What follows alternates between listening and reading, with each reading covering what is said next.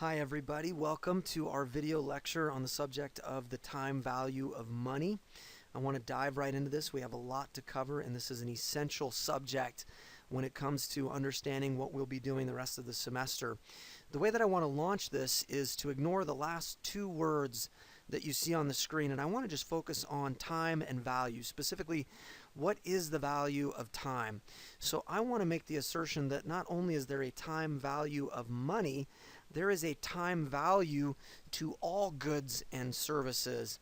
To demonstrate this, let me give you a little bit of data. So you can see on the screen there a Blu-ray player. I'm sure within the next 10 years or so these things will become obsolete, but I just want to show you the time value component of Blu-ray players. Back in 2006, when Blu-ray devices were first introduced, the price was almost exactly $1,000. Today, you can go and get not only the same Blu-ray player, but probably actually a much better Blu-ray player for only $60. So clearly, the exact same product had very different values in the market depending on when that product was introduced. Just more evidence that there is actually a value to time when talking about any good or service. What this graph shows you is the moving price of 1 ounce of gold going back to 1975. You can see that in our lifetimes we have seen gold at prices below $150. We've also seen gold at prices above $1,850. That's quite a wild price swing for the exact same good. We're talking about 1 ounce of gold, and yet we see massive price swings. Again, just speaking to the idea that time has value. Well, I learned this lesson very personally when I was a graduate student at Florida State University. Every Friday on campus, certain vendors would set up shop at a common area, a building where students like to congregate. I would occasionally peruse the various goods that were being peddled by these vendors. One day, near Christmas time, I found a vendor that was selling DVDs. And I wanted to get these DVDs for my brother-in-law. He was the one that we were assigned that Christmas to buy a Christmas present for. And I knew that he liked the Lord of the Rings series. Well, at this point in time, The Return of the King had not yet been released. In fact, I believe it was that Christmas time that it was going to be released. So I approached this guy and I said, well, how much is The Fellowship of the Ring and The Two Towers? And he said, if I remember right, he quoted me $15 for Fellowship of the Ring and $15 for The Two Towers, which seemed very reasonable.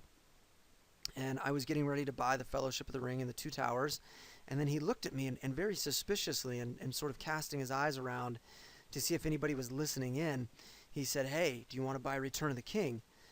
And I was thinking to myself, well, that's unusual because I didn't know it was available. And I said, well, how much? And if I remember right, he quoted me a price closer to $40. And I said, hold on a second. You're selling me Fellowship of the Ring for $15, The Two Towers for $15, and now you want to try to sell me Return of the King for closer to $40 when these are the exact same movies. They're made by the same director, same actors, same location. They're basically the same movies. Why are you charging me $40? And he looked at me and he said, and he was a little bit offended at the question. He said, well, look, Return of the King hasn't been released in the theaters yet. And that's when it became obvious to me that you don't have to be a rocket scientist to understand that time has value. Obviously, this vendor understood that releasing the DVD of The Return of the King before it was put out in theaters made it a much more valuable black market product than if he waited until it was released in the theaters, and he was trying to capitalize on the time value of the Lord of the Rings trilogy.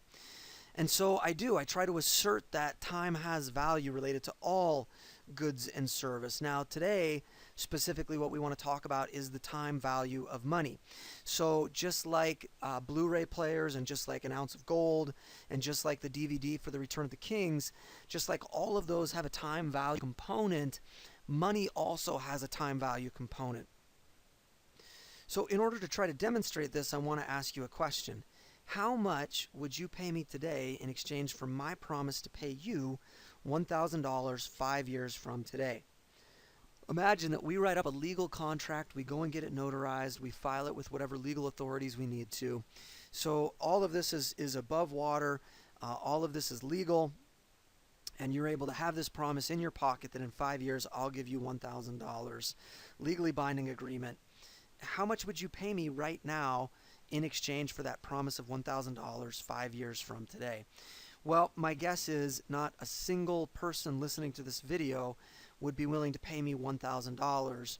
In fact, I would bet large amounts of money that if I had asked you all to write your guesses down, all of your guesses would have been somewhere south of $1,000. You would have paid me less than $1,000 right now in order to receive $1,000 5 years from today. This just further demonstrates that there is a time value component, and when it comes to money, we have a strong preference for receiving money now as opposed to receiving money in the future. Well, I want to try to help locate us on the map for the entire semester here, just to motivate what we're about to do, because it's going to get very technical here for the rest of the video. So let's just very quickly remind ourselves that we define finance as the optimal allocation of scarce financial resources. We broke it into 3 categories: procurement, deployment, and distribution. We also broke optimal deployment into 3 categories. First off was the go, no-go decision. Second was asset purchases and sales. And third was operational efficiency. And what we said is that with 2 of those, with the go, no-go decision, with asset purchases and sales, what we're really trying to do is we're trying to put a value on assets or investments. So let's remind ourselves what we said about valuing any asset. We said the value of all assets should be driven by the utility that they offer. And when it comes to financial assets, they only offer one type of utility, and that is future cash flows. So ultimately what we concluded is, if you want to value a financial asset, you need to be able to map out the future cash flows, but you're going to run into some problems once you do that in terms of trying to value the asset. So what were the challenges in valuing a financial asset, knowing that its value should be driven by the future cash flows that it offers? The first challenge is simply identifying the right cash flows to use. Now, we've already covered this one. We talked about the fact that dividends would not be the right cash flow to use. Instead, we're going to use free cash flows to the firm. The second question is, how do we account for the effects of time? How do we account for the fact that cash flows 5 years from today are not the same as cash flows 1 year from today or 1 week from today? Thirdly, how do we account for uncertainty? So what we mean by this is, even if we know the cash flows are going to be received 1 or 2 or 3 years from today, there still may be some uncertainty. For instance, if you entered into the agreement with me where I agreed to pay you $1,000 5 years from now, I could die between now and then. I could go bankrupt between now and then. So the probability of receiving the cash flows is uncertain. Well, we're going to leave the third question for another lecture. Today, we want to focus on the second question. How do we, mechanically speaking, account for the effects of time when it comes to cash flows? Again, this is a very, very important element in our ultimate quest to find the value or the price of financial assets, which is going to be important for both buying and selling assets and for the go, no-go decisions. So, let's talk about this. How do we account for time? We can think of this in sort of 2 ways. How do we normalize cash flows received in the future? What we mean by that is, how should we think about cash flows that are going to be received in 3 years or 5 years? What is the mathematical or mechanical way to apply a discount? And what I mean by that is, I think we all agree that the further out in time we go, the less valuable those cash flows are to us. We would much rather receive the cash flows now, and if we can't get it now, we'd rather get it tomorrow.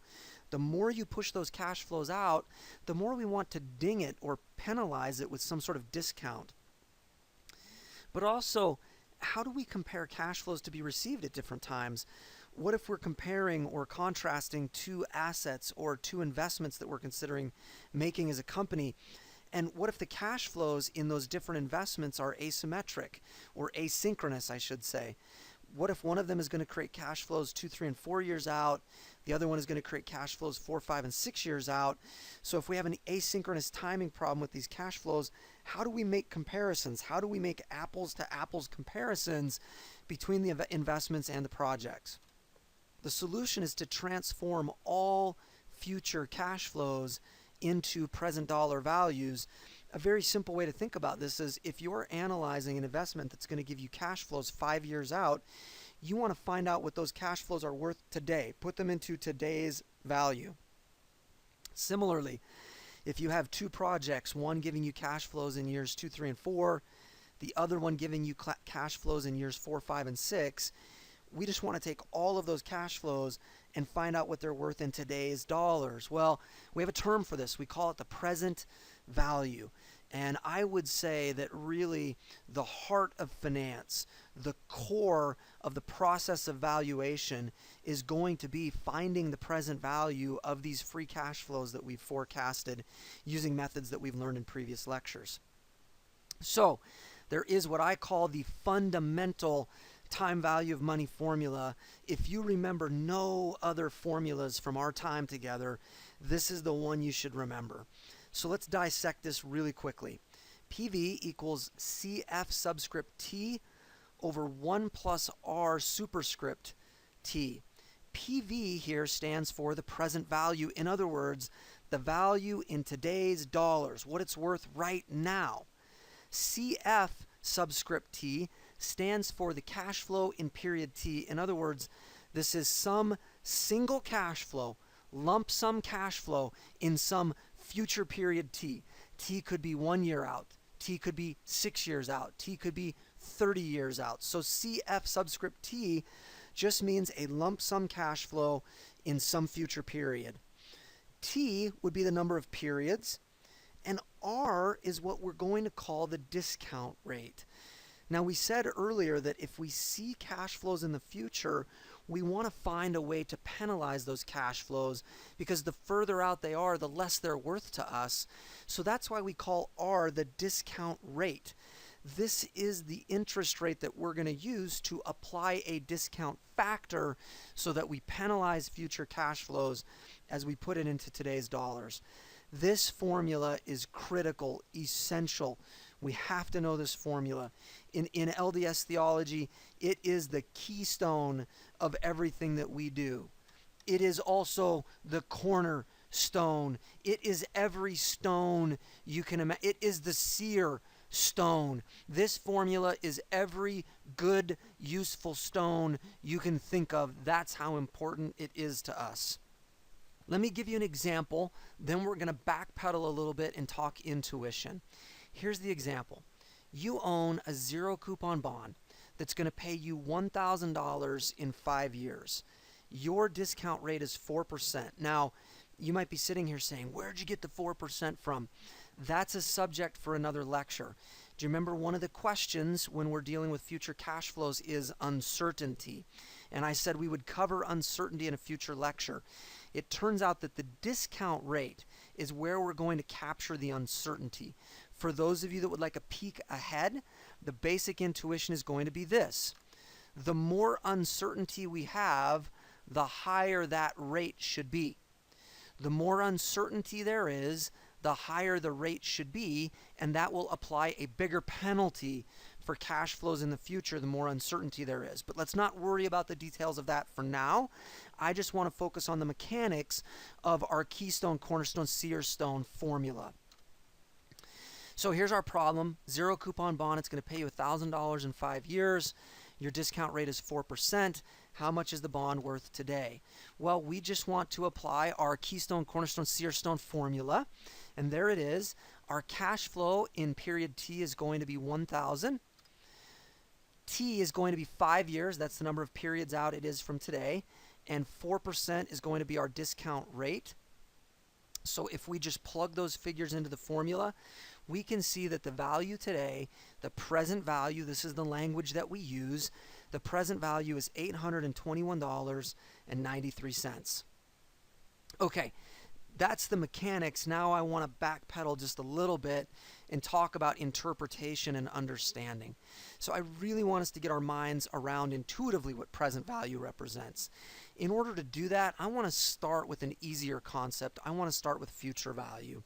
This is a problem that most people easily can get their minds around. I want you to assume that right now you have $5,000. You're going to invest this $5,000. Each year you're going to earn 10%, and that 10% will also be reinvested at 10%.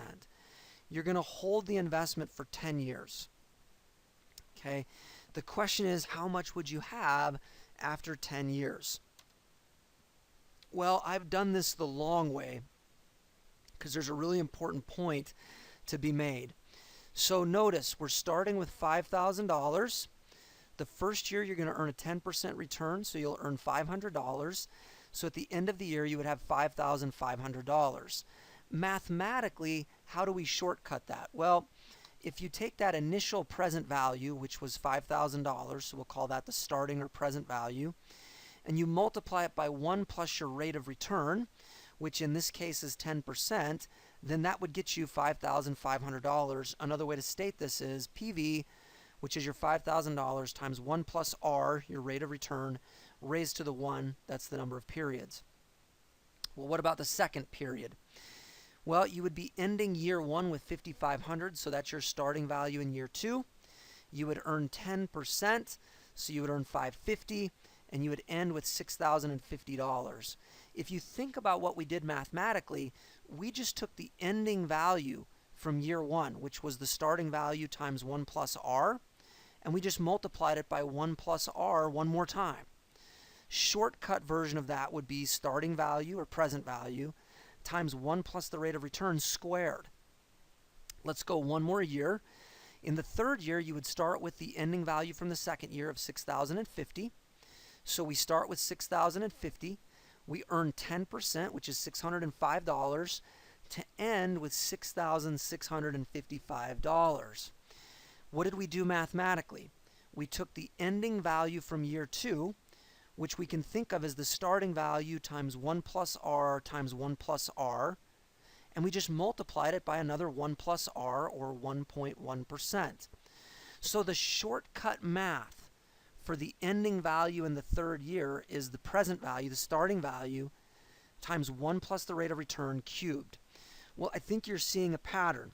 If we wanted to know how much money we would have at the end of 10 years, we would just take our starting value, $5,000, times 1 plus our rate of return, which is 10%, raised to 10 years. Well, this gives us a really key result. If you have a single initial lump sum, a single starting value, let's call that our present value because that's what we have right now, and you want to know how much you'll have in the future if you invest that lump sum, all you have to do is take that present value, multiply it by 1 plus whatever the annual rate of return is, raised to the number of years, and that will tell you how much you will have in the future, which we would call the future value. Well, if we do some simple algebraic manipulation, and if we solve this equation instead of solving it for future value, if we solve it for present value, you can see that this is how we actually get our keystone, cornerstone, seerstone formula in finance. So that's the derivation of it. Hopefully intuitively that shows you how we get there. So how do we interpret this keystone, cornerstone, seerstone formula of finance that helps us calculate the present value, or the value in today's dollars, of a single lump sum cash flow to be received in the future? Well, let's start this way. In our problem, we had a present value of $5,000 that grew over 10 years at a rate of 10% and hit $12,968.71. Here's one way to interpret it. Imagine that two options are presented to you. You can either have $5,000 right now, or you can receive $12,968.71 in 10 years. Assume that any money you have right now could be invested at 10%. Also assume that 10% is the appropriate rate of return to compensate for the risk of either choosing not to receive money for 10 years, or that 10% would also be the right rate of return to compensate for the risk of any alternative investment we could go into right now. So let's make sure we're clear. What we're going to say is I could either get $5,000 now or $12,968.71 in 10 years. Those are my choices. And the assumptions are any money I get right now I could invest at 10%. So if I took the $5,000 now, I could invest it at 10%. And 10% is the right rate of return to compensate either for not receiving the money for 10 years or for any alternative investments. So what's our conclusion in this setup? Our conclusion is you should be indifferent between those two options. In other words, the way we would say it is the present value of this $12,968.71 in 10 years is $5,000. They're exactly the same. Whether you get $5,000 now or $12,968.71 in 10 years, those are the same thing. We could flip the problem, and it's another way to interpret it. What if somebody came to you and said, hey, I will pay you $12,968.71 in 10 years. How much will you pay me right now in exchange for that? This is a little bit like how I started the lecture, right? How much would you pay me if I promised to give you $1,000 5 years from now? That's the question here. How much would you pay someone if they promised to pay you $12,968.71 in 10 years? But there's a key element here, a key assumption. You believe that you can invest any money you have right now in an investment with similar risk to this proposition, and you would earn 10%. So in other words, any money that you have right now, you could put it into a different investment that you think is about as risky as what's being proposed to you, because let's understand there is risk here. What's being proposed is that you won't receive cash for 10 years, so there's risk there. What we're saying is any investment out there that sort of has similar risk, 10% is the right return. Okay, given all this, how much should you be willing to pay? What I'm really asking you to do is value this asset. Let's talk about buying and selling assets. Remember, if you want to buy and sell assets and make a profit, there are three things that have to hold. First off, market prices have to diverge from fundamental values. There have to be moments when the market is wrong. There have to be moments when the true intrinsic fundamental value of an asset is not the same as the market price. Secondly, you have to have a way to spot that mispricing. You have to have a way to tell you what the true value is relative to the mispricing in the market. And thirdly, you have to have some hope that the market value is actually going to converge to the intrinsic value. Well, what we're talking about right here is that second point. You have to have the tools to identify the mispricing. So I'm asking you to value this asset. How much would you be willing to pay? Well, we said earlier that the value of a financial asset should be driven by its future cash flows. We can now add a little bit of clarity to that. It's not really that the value of the asset is just the sum of the future cash flows. We have to find the present value. Any future cash flows have to be put into today's dollars. That will tell you the value of an asset. So we can say clearly that the value of a financial asset should be the sum of the present value of the expected future cash flows. What does that mean? Our recipe for valuing any asset, any financial asset, is going to be map out the cash flows and then use the keystone, cornerstone, seerstone formula to find the present value of those cash flows. So if we do that, if we use our keystone, cornerstone, seerstone formula, we know that in this case the future value being offered to you is $12,968.71. We know that our discount rate is 10% and the number of years is 10. So the present value is $5,000. Therefore, the most you should be willing to pay for the deal is $5,000. So what if this instrument is being sold out in the market for $7,000? What if right now you could go and pay $7,000 and you would get the right to receive $12,968.71 in 10 years? You should not do it, because you just identified and you just calculated that the value of this asset is $5,000. So if the market price is $7,000, it's overpriced. You shouldn't do it. But what if the market price is $3,000? What if there's an instrument floating around out there, market price is 3,000, in exchange 10 years later you get 12,968.71, you should go and buy it because all three of the elements would have been in place. The market price has diverged from the fundamental value. You have a tool to tell you that the market price is 3,500. You've just determined that the true value is 5,000, and you're hopeful that the market price is going to converge to the true value because in 10 years, when this thing hits maturity, the true value will be 12,968.71, which is exactly what you will get, and the present value of that right now is $5,000. Okay, so I hope that helps you a little bit with interpretation of how to think about present value. But it turns out that finding the future value and the present value of a single lump sum, those are small parts of a bigger set of problems. This set of problems is known as time value of money problems. Here are the basics when it comes to time value of money. In a time value of money problem, there are generally speaking 5 variables. As long as you know 4 of the variables, you can solve for the 5th.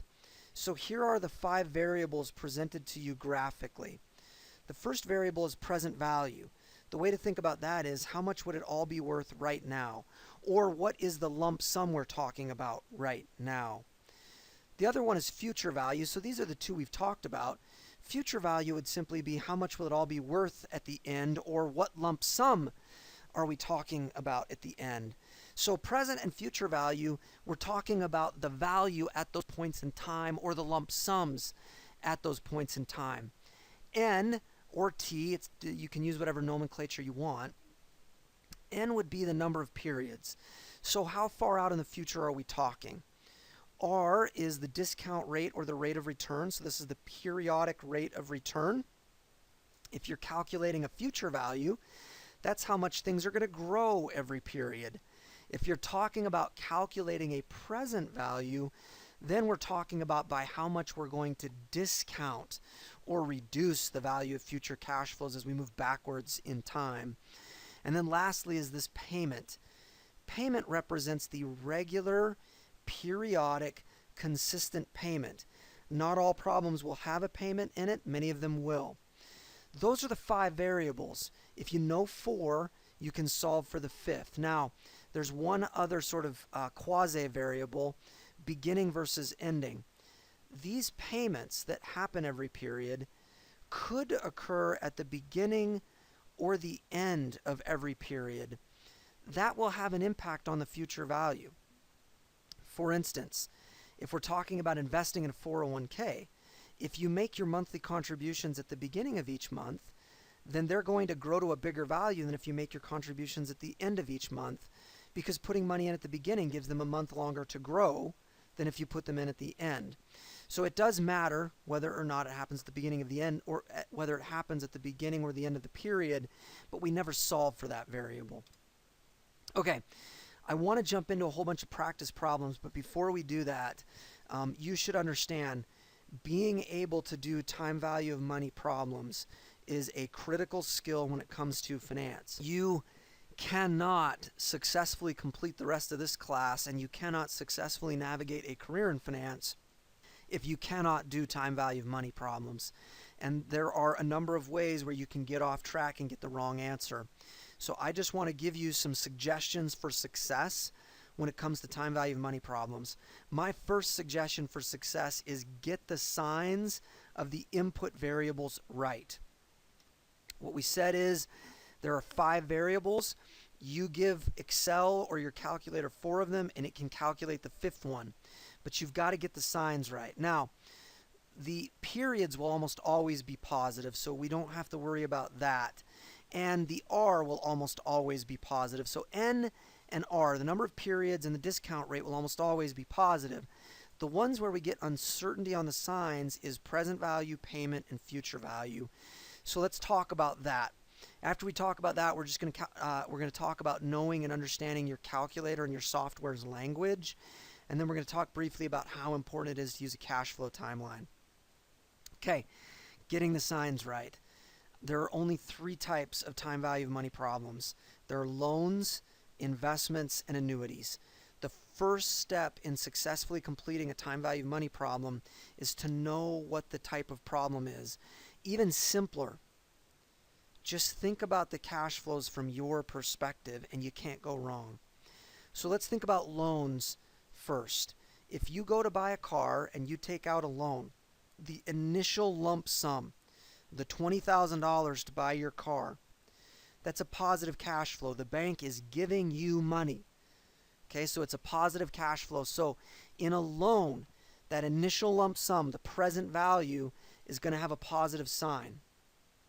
But after that, you're going to have to make payments to the bank. So the regular payments will be negative. If it's a balloon loan, you may have to make a final lump sum payment at the very end, so the future value would also be negative. Although for most loans, the future value is simply zero. The second type of problem is an investment problem. So imagine a 401k, you're saving for retirement. What happens is, if you have any initial lump sum, you're going to deposit it in your investment, which means it's going away from you. It's leaving you and going to your bank or broker dealer. So the present value, the initial lump sum, will be negative. After that, you're going to make regular, maybe monthly or annual contributions. So those regular payments are also going away from you. It's a negative. However, at the end, once you have the nest egg, that will come back to you in the form of positive cash flows. So the future value will be positive. So in an investment, PV negative, payment negative, future value positive. Okay, the third type of problem is known as an annuity. So a lot of people are not familiar with annuities. These are insurance products, but it doesn't have to just apply to insurance products. But an annuity generally works this way. You make a single fat lump sum to an insurance company, and then they promise to give you an annual positive cash flow until you die or until you hit age 90. That's the usual terms. These are insurance products against outliving your money. So what happens is, initially you send a big lump sum to the bank or the insurance company, so the present value is negative, and everything after that is positive. Look, these are the only 3 sign combinations you can get. One of the really important keys is to understand the signs. With loans, PV positive, payment negative, future value negative or 0. With investments, PV negative, payment negative, future value or nest egg positive. With annuities, the present value is negative, everything else is positive. All right, the second key to being able to successfully complete time value of money problems is to know your calculators or your software's language. I'm not going to spend time talking about calculators, but remember, you can solve for one of 5 variables: the number of periods, the rate, the present value, the payment, or the future value. It's really important to understand how your calculator works. If you have a financial calculator, I will let you pause this slide and you can look at this. If you have a graphing calculator, I'll let you pause this slide and look at this. But I want to focus on Excel because that's what we're going to use in here, and that's what everybody uses out in the real world. So with Excel, these are the input variables. NPER is the total number of periods, not years. So what that means is, if you have a 30-year loan with monthly payments, the total number of periods is not 30, it's 360. 30 years times 12 payments per year. Rate in Excel is the periodic rate, again, not the annual rate. So if you have a 30-year loan with a 6% annual rate and monthly payments, your periodic rate is going to be the 6% annual rate divided by 12 payments per year. So it would be 0.5%, right? So in that case, the 6% divided by 12 is going to be 0.5%. PV is the present value. In other words, what is the lump sum happening right now, or what is everything worth today? Payment, PMT, is going to be your regular payment. So that's the regular, recurring, consistent payment that doesn't change. You don't always have one of those. Future value is the lump sum at the very end, or it's the value of all the cash flows at the very end. And then type represents payment at the beginning or the end. So let's do a real simple example here. You're trying to value a company. You believe the firm will generate $1,200,000 per year for 10 years, which you can fully extract from the firm. At the end of 10 years, you will be able to sell it for $5.3 million. You could invest in a company of similar risk and you would expect to earn 7.5% per year. What is the most you should be willing to pay for this firm? Well, this leads me to my third suggestion for successfully completing time value of money problems. Use a cash flow timeline. You can see that in this problem, the timeline looks like this. We're at period 0. We want to know what it's worth right now. Here's the cash flows. At the end of year 1, 1.2 million. At the end of year 2, 1.2 million. That continues all the way until we get to year 10. At the end of year 10, we get another 1.2 million, but we also get 5.3 million. So the total value at the end is 6.5 million.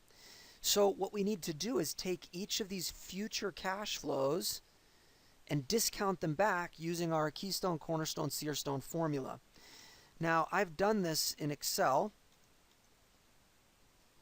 So you can see here is the cash flow timeline. At the end of year 1, we get 1.2 million, 1.2 million, 1.2 million. So there's the regular cash flows. There's the sale proceeds at the end of year 10. So here are the total cash flows.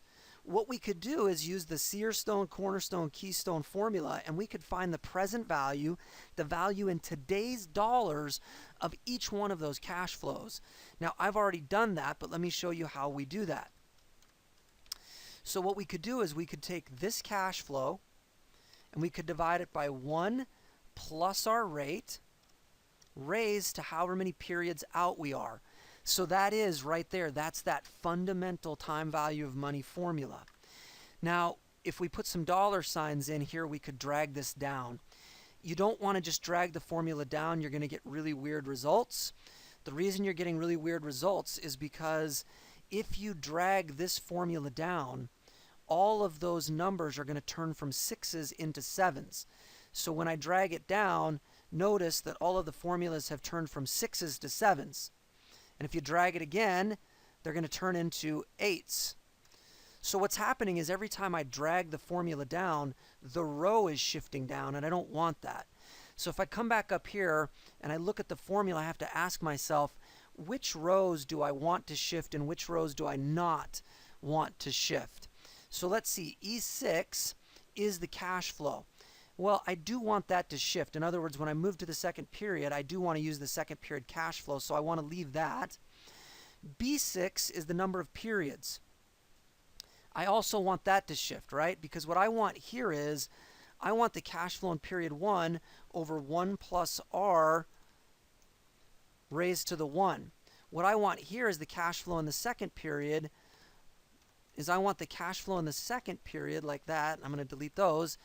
This is what I want. I want the cash flow in the second period over 1 plus R squared. So the way to do that is I'm going to let E6 turn into E7. That will give me the second cash flow. I'm going to let B6 turn into B7. That will give me period 2. But what I don't want to change is I don't want B3 to turn into B4. There is no discount rate in B4. So we can make sure it doesn't change by simply putting a dollar sign, in front of the 3. Now if I do that and I drag it down, now you can see the 7s changed. So I've got E7 and B7, but it stayed locked in at B3, which is what I wanted. So we can take this formula, drag it all the way down. So what we've done is we've found the present value of each one of these individual cash flows. Once we've found the present value of the individual cash flows, we just add them up, and that represents the total present value. So you have, at that point, calculated the value of this particular company. However, that's a long process. There's a much faster way to do it. In Excel, you can simply use the PV function. And it's really nice. Excel tries to hold your hand and walk you through it. It says, okay, I need the rate. Well, in this case, we've made it very easy. It's annual. Everything's annual. Annual payments, annual discount rate. So we just take our annual discount rate. It wants to know how many total periods there are. There are 10.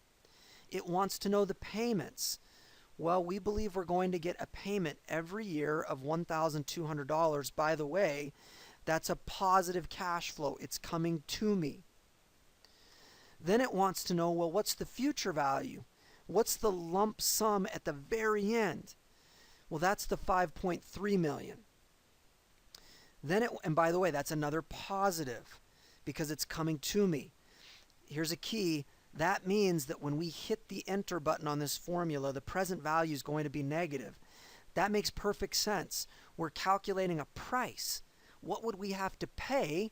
What money has to go away from us in order to bring the $1.2 million per year and the $5.3 million at the end to us? So when we hit enter, we're going to get a negative output because we've put two positives for the inputs. The last thing is the type. If the cash flows are occurring at the end, you can put a 0, or you can just leave it empty because that's the default. If the payments were occurring at the beginning of each period, you would need to put a 1. But we're assuming that these things happen at the end of each period, so I'm just going to leave it blank. We hit enter, and we get a negative number. That doesn't surprise us. So what we're dealing with here is an annuity. We're going to pay an initial fat lump sum, the price of the asset, and that buys us positive cash flows. So this is the type of problem we're dealing with. Most investments are considered annuity streams. So we mapped out the cash flow timeline. We went to Excel. We did it the long way using our Keystone, Cornerstone, Searstone formula. That was right here. Then we used the short version, which was the PV function in Excel. All right. We're almost to the point where we can just start really looking at examples, but I need to make one note about interest rates. Generally speaking, there are two types of interest or discount rates. One of them is called a stated rate. The other one is called an effective rate. Here's the difference. A stated rate does not capture the effects of compounding, but effective rates do capture the effects of compounding. So that's the difference between these two. Let me give you a little bit more clarity on this. You have to know how to convert stated rates, which we call APRs.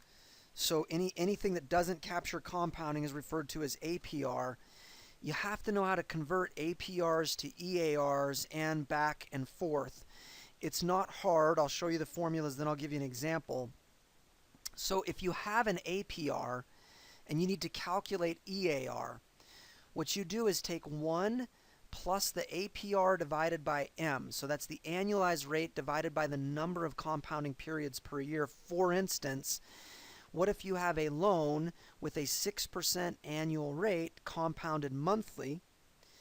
Then you would take the 6% APR divided by 12 months. So this would give you 0.5%. So you would have 1 plus 0.5%, or 50 basis points, and you would raise that to the number of periods, so in this case 12, and then you would subtract 1. So 1 plus that stated rate, the 6%, divided by the number of periods 12, raised to the number of periods 12 minus 1. So that's how you go from APR to EAR. If you just do algebraic manipulation and solve for APR instead of EAR, then if you have an EAR and you need to get to APR, you take 1 plus the EAR, take that whole term, that summation, and raise it to 1 over the number of periods. Take all of that and subtract 1, and then multiply it by the number of periods. It seems convoluted, but it's really not. Let's do an example, and I think you'll see how it works. So here's the example. Credit card companies quote an annual or stated rate, but they calculate interest daily, and you'll see why they do this. So credit card EARs, the actual effective rate, what you're really being charged if you take into consideration compounding, can be very different from the stated annual rates. So let me show you this. So this is taken straight from my credit card, my Discover card. What they say here is your annual percentage rate is the annual rate on your account, and for me that's 11.99%. However, notice this. We calculate interest charges using the daily balance method. So what that means is they actually compound daily. So the stated rate, so let's do this, is 11.99%, but they compound daily. So the number of periods is 365. So if we wanted to figure out what you're really being charged, what we would have to do is use our formula back here in the PowerPoint. So we would take the APR divided by 365, add that to 1 and raise that to 365 and subtract 1. So what we would do is this. We would take 1 plus 11.99% divided by 365. We need to raise that summation to 365 and then subtract 1. Turn that into a percent, and what we discover is, even though they're charging you 11.99% on an annual basis, because they compound daily, they're actually charging you 12.74%. Okay, so I want to try to demonstrate this to you. So again, they're saying 11.99%, but they're compounding daily. So you're not actually being charged 11.99 on an annual basis. It's really 12.74. Here's how I want to show it to you. Imagine that you have a $1,000 credit card balance. What they're doing is every period they're applying against your balance 11.99% divided by 365. So that's the interest you're being charged. So at the end of day one, you would now owe $1,033. So that would become your beginning balance the second period. They would again charge you interest, 306. They would take 11.99%, divide it by 365, and charge it against your balance. So okay, this is how they would do it. We can run this all the way down to 365 days. And what I want you to see is, at the end of 365 days, you would owe them $1,127.36. What does that mean? Well, you started with 1,000, so if you take that minus 1,000, the actual interest that has accrued is $127.36. As a percentage of $1,000, that represents 12.74%. So what we're saying is that's what you would be charged if they only charged you interest once per year. So 11.99% stated rate compounded daily is the same as 12.74% compounded annually. If we want to go backwards on this, so what if we have the EAR and we need to get the APR? So okay, we know the EAR is 12.74. We know that the number of compounding periods is 365. So what we would do is we would take 1 plus our EAR. We would take 1 plus our EAR. We would raise that to the 1 over the number of compounding periods. We would subtract 1 from that, and all of that, you have to be careful with your parentheses, all of that would get multiplied by the number of compounding periods per year. And you can see we're back to our 11.99%. Okay, so that shows you how to toggle back and forth between APR and EAR. What I'd like to do now is get back into the PowerPoint slides. We need to make an important note. So that's the formulas for toggling back and forth. Here is something really critical to understand about time value of money formulas. In almost all time value of money problems, we need to use APR. So the periodic rate in time value of money formulas and time value of money problems is going to be the stated rate divided by the number of compounding periods per year. What does that mean? If you're given an EAR, your first step is probably going to be that you need to convert it to an APR in order to do the problem. So, okay, what I thought we should do now is just go through some practice problems and make sure we're all comfortable doing time value of money practice problems. Then I've got one thing to show you at the very end. So here's our first practice problem. Assume you're looking to borrow $225,000 at 4.75% APR over 30 years with monthly payments. What will your monthly payment be? That's our first problem. So, focusing on this, let's think about it.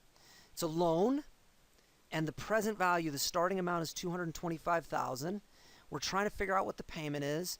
We know the periodic rate, and we know the number of periods. So this is actually a pretty straightforward problem.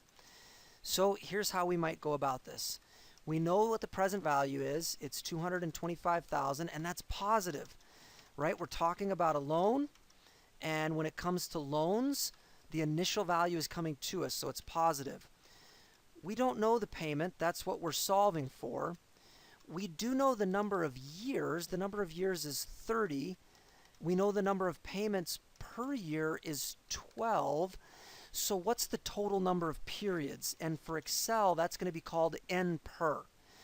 The total number of periods is 30 years times 12 payments per year. We know that the annual rate, which is often referred to as IY, the interest per year, is 4.75%. So there's our annual interest rate, but that's not our periodic rate. Remember, in Excel, you have to give it the periodic rate, the rate per period, not per year. So the rate is going to be our stated rate, our APR, divided by the number of payments per year. So there's our rate. Once we have that, we can actually go ahead and calculate everything. So let's come up and find our payment. So we want to use the PMT function. It wants to know the rate. There's our periodic rate. Again, we took APR divided by number of payments per year. It wants to know the total number of periods. That's N per. That's our 360. It wants the present value. There's our 225. It wants to know the future value. Now, with most loans, the future value is 0. We're trying to pay off the loan, so we're going to put in 0. Lastly, it wants to know the type. Remember, if the payment happens at the end of the year, you put in 0 or leave it blank. If the payments happen at the beginning of the period, you put in 1. For most loans, the payment happens at the end of the year, so I'm going to leave it blank. Okay, so there's our payment, $1,173.71. It comes out as a negative. That doesn't surprise us. The payments that we make to the bank are cash flows away from us. We expect a negative number. All right, there's a second part. If you pay $50 extra per month, how long will it take to pay off the mortgage? So now what we're saying is, wait a minute, what if we do extra payments? What if the extra payment is $50? So that's going to give us a total payment of our original payment plus our extra payment. What we want to know now is, how long will it take us to pay off the loan? So we can use our N per formula. It wants the rate. Again, we go get our periodic rate. It wants the payment, which now is this, again, negative number, total payment. It wants the present value, which is the initial 225, positive number, right, because that's coming to us at the beginning. The future value, we want to make the loan 0. We want to pay it off at the end. And we can leave the type blank because the default is end of the period. So it says 329 months. We could round up and say that it's going to take us 330 months. How many years is that? If you divide 330 months by 12 months per year, it's about 27 and a half years. So you shave off about 2.5 years if you make extra payments of $50 per month. All right, second problem. Assume that you and your employer jointly contribute $850 per month to your 401k, which is expected to earn an EAR of 7.5% over the life of your investments. How much will you have after 25 years? This is a little bit more complicated problem because I've given you an EAR, but you're making monthly contributions. So this is one of those problems where we're going to be forced to transform the EAR into a monthly APR. So what we're going to have to do is find the APR and then divide it by 12 to get the monthly APR. Then we can roll forward. So how would we think about doing this problem? Well, we know that we're going to have a monthly payment. Actually, we should say, is there a present value? We know there's going to be a monthly payment. We can think about the number of years. We can think about the number of payments per year. Therefore, we can get an N per. We're going to need an APR, which is going to get us to our periodic rate, or Excel simply calls that the rate.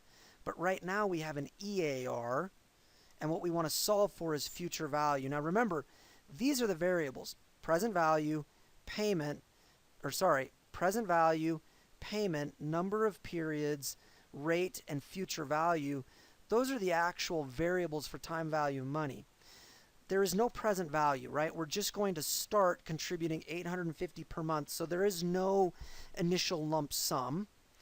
The payment is going to be $850, negative $850. Why negative? This is an investment. If you remember from the signs on the time value of money, I'm going to back us up.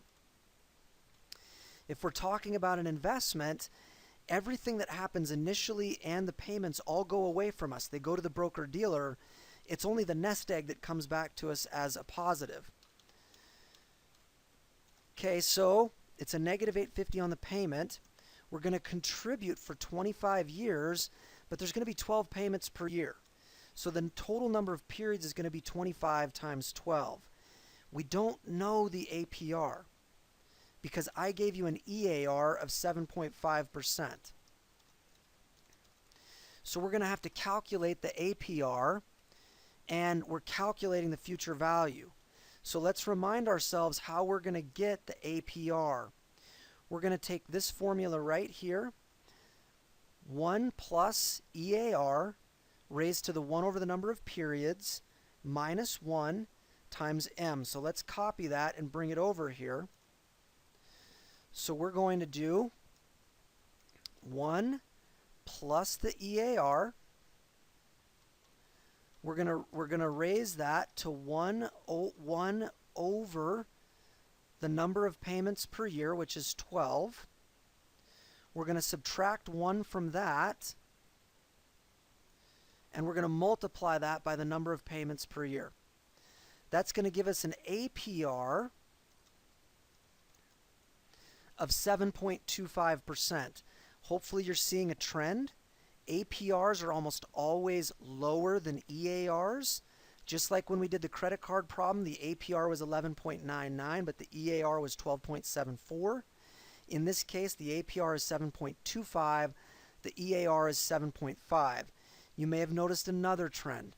The more frequently you compound, the bigger the difference between EAR and APR. See, the credit card was compounding daily, and you get almost a 1 percentage point difference between APR and EAR. In this problem, the payments are monthly, so the frequency of the compounding is not as often. Therefore, you don't get quite the gap between APR and EAR. Now that we have the APR, we can get our periodic rate, because periodic rate is always calculated based on APR. So we take the APR and divide it by 12. Okay, now we have our periodic rate. From that, we can calculate our future value using the FV formula. They want the rate, which is the periodic rate. They want the number of periods, which is 300. They want the payment, which is the minus 850. And they want the present value, which in this case is 0, because there was no initial lump sum. We're assuming that the contributions happen at the end of each period. We close it up, and you can see that your future value is $716,897.72. It might be helpful for us to try to look at this intuitively for just a second. Here's essentially what's going on. In the first period, you don't have anything in your investment, so there is no return, but you contribute $850. So that means that you end with $850. That becomes your beginning value in the second period. You earn some return on that. How much do you return? Well, you earn your beginning value times your APR divided by the number of payments per year. If we lock it in, that will allow us to drag this formula down. But again, you're also contributing $850. So your ending amount in the second period is your payment plus your return plus what you began with. We could drag this down, so that's all we're doing is every period, right? You're taking the beginning value, earning your periodic return, which is your APR divided by 12, and you're also contributing $850. All of that becomes your ending value. If we ran this thing all the way out to period 300, what we should see is this value right here. And you can see that is in fact what we get, $716,897. just like we get it up here, 716,897. So that shows you intuitively what we're doing there. All right, let's go back and look at our last problem here. Assume you are considering installing solar panels at your cabin on Flathead Lake. The cost to procure and install the solar panels will be $10,000. You estimate the solar panels will save you $1,500 in fuel and propane costs for 15 years. After 15 years, you estimate that you will be able to sell the solar panels for $2,000. Instead of buying the solar panels, you can invest the money at 6% should you buy the solar panels. So let's look at the setup here. So in this problem, the present value, right now we're saying it's $10,000, but we want to challenge that. We want to know, is it worth it to pay that much? Well, we know that these solar panels are going to save us $1,500 a year. So, and by the way, we should say this is actually negative $10,000. That's the cost. They're going to provide positive cash flows, savings of $1,500 per year. Then at the end, we're going to be able to sell them for $2,000. That would be positive cash flows. And this is over a period of how many years? This is over a period of 15 years. And we know that the rate that we could invest at right now, if we had that money, so if instead of using the $10,000 to buy solar panels, if we just invested it, we could earn 6% per year. Okay, this is a really straightforward problem. The reason it's a really straightforward problem is because this is on an annual basis, so we don't have to worry about NPER or periodic rate. We can just come here and calculate what we think the present value should be. So it wants the rate, 6%. It wants NPER, which in this case is just 15 years. It wants the future value, which is positive 2,000. Or sorry, it wants the payment first, which is the positive 1,500. It wants the future value, which is 2,000. Again, we're assuming that all of these cash flows are saved at the end of each period. And so we get a present value of 15,402. So what the question says is, should you do it? Well, you think that the present value of these savings is $15,000. They're only asking you to pay $10,000. This is clearly something you should do. The cost is less than what you think the benefits are. Okay, so I hope this is a helpful introduction to time value of money. What I'd like to do now is put a more challenging problem in front of you to really test whether or not we have our minds around the concepts of time value of money. So here is this more challenging problem. Assume you are 45 years old and trying to plan for retirement. You are considering buying an annuity. The cost will be $60,000 payable immediately. The annuity will then pay you $10,000 per year for 30 years, and those payments will happen at the beginning of each year, starting 15 years from now. You can invest any money you have right now and earn an APR of 5.5% should you buy the annuity. So really what we're asking is, what is the present value of this annuity compared to the cost of $60,000? So let's go and get the setup here. So okay, let's build our model here. So right now is period 0, and we're going to take this out all the way to 44 periods. And you'll see why that is in just a second. And what do the cash flows look like? Well, right now they want us to pay $60,000, and we might want to turn this into dollar signs. Okay, then what's going to happen is in year 1 we get nothing, year 2 nothing. So we get nothing all the way through the end of year 14. So this is the end of each period, right? So this is at the end of year 15, we're going to start these annual payments, because remember we said after 15 years, then we're going to start getting annual payments of $10,000 per year at the beginning of each year. So we would actually get $10,000 for 30 years, which takes us out to year 44. Now, if you're not sure if we've done the timing right, one easy check is to simply add up all of the $10,000 payments, and you can see down here at the bottom, the sum of all of those is $300,000, which is in fact $10,000 times 30 years. So we've got the cash flow timeline correct. We get nothing through 15 years, and then at the very end of the 15th year, we get our first $10,000 payment. So one way to calculate the present value of this is to just use our standard fundamental time value of money formula. So what would that mean? Well, we need our discount rate. Remember, in this problem, we're going to use a discount rate of 5.5%. So let's keep track of that. So one thing we could do is simply find the present value of each cash flow by taking that cash flow, dividing it by 1 plus the discount rate, and raise that to the number of periods. So we could do that, run that all the way down, and then we could add all those up. So what would that mean? Well, if we just add up all of these cash flows, then we would get a present value of $68,682. So that's one way to do it. That tells us that the present value of this stream of cash flows is actually higher than $60,000. So that's a great way to do it. Nothing wrong with that. There is a faster way. Here's the faster way, but you would have to do it in 2 stages. The first stage would be this. So sort of step 1 is you could say, let's assume we're standing at the end of year 15, right? And remember, at the end of year 15 is when we're essentially going to get this first $10,000 payment. What we could say is, if we're standing at the end of year 15, we could ask ourselves at that point in time, what is the present value of this stream of cash flows? In order to do that, we could use the PV function, and it wants to know the rate, which is 5.5%. It wants to know the number of periods, which is 30. It wants to know the payments. We would be receiving $10,000 per year. It wants to know the future value. Well, in this case, there is no lump sum at the very end, so the future value is 0. But this is important. It wants to know whether or not the payments are happening at the beginning or end of each year. Well, again, we're assuming that we're standing at the end of year 15. We get that first payment right away because these payments happen at the beginning of each year.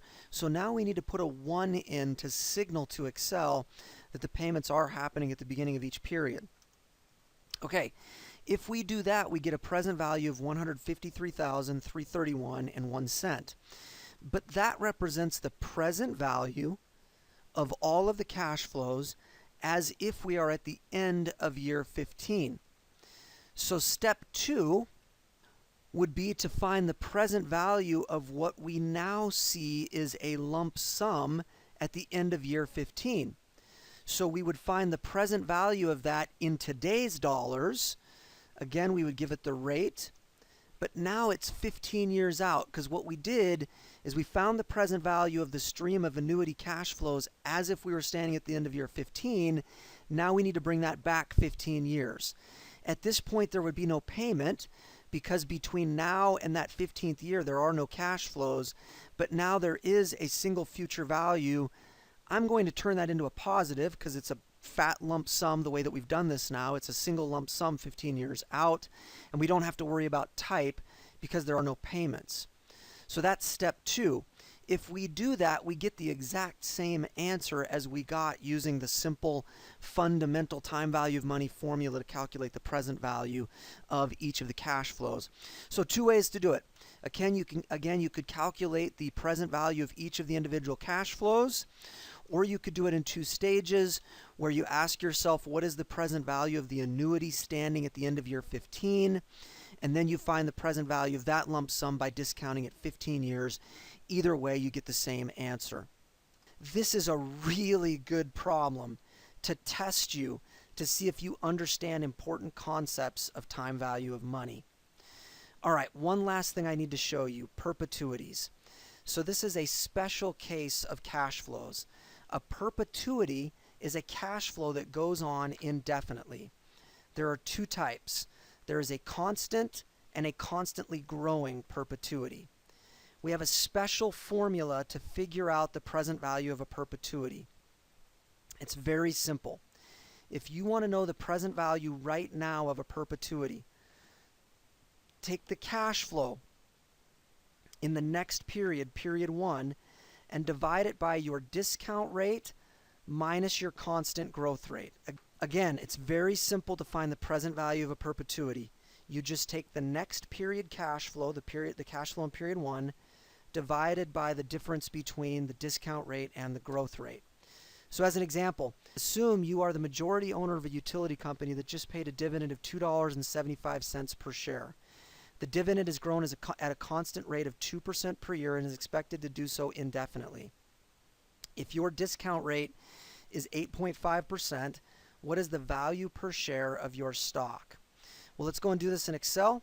So the last cash flow, the last dividend was $2.75, but this has been growing at 2% per year.